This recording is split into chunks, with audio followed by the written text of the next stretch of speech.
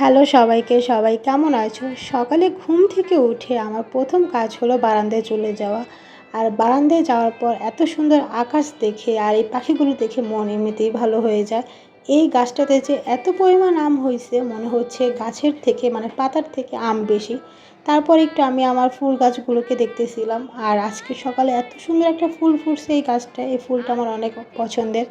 তারপর এসে দেখি আম্মু রুটি ভাজতেছে সকালে নাস্তা করার জন্য। আমি এখানে একটু গতকালকে কলিজা আর ভাজি নিয়ে নিয়েছি পাশে, এখন এটাকে গরম করতে দিয়ে দিলাম। কলিজা দিয়ে রুটি আমার খেতে আমার এমনিতেও অনেক ভালো লাগে। তো আজকে ভাবলাম আমি একটু গুড় খাই। ঝোলা গুড় তোমরা কে কে পছন্দ করো?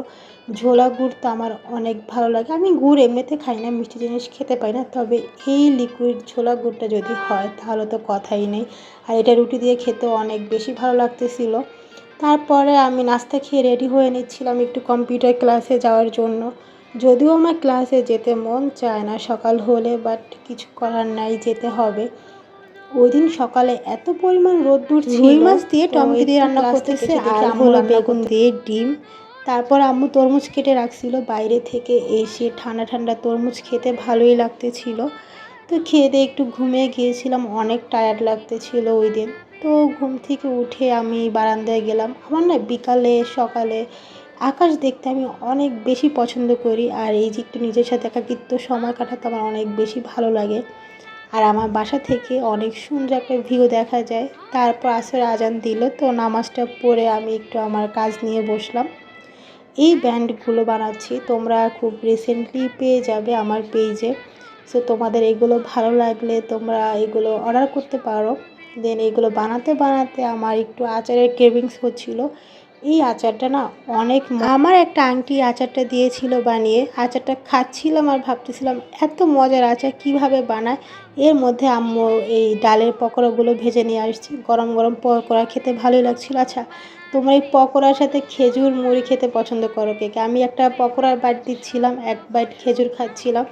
তো এরপর একটু চা খেলাম, চা দিয়ে মুড়ি খেতে আমার অনেক ভালো লাগে। তারপর সন্ধ্যার পরে চলে যাই লাইব্রেরিতে, বাঁধনের কিছু খাতা কিনতে হবে, খাতা কলম কেনার জন্য।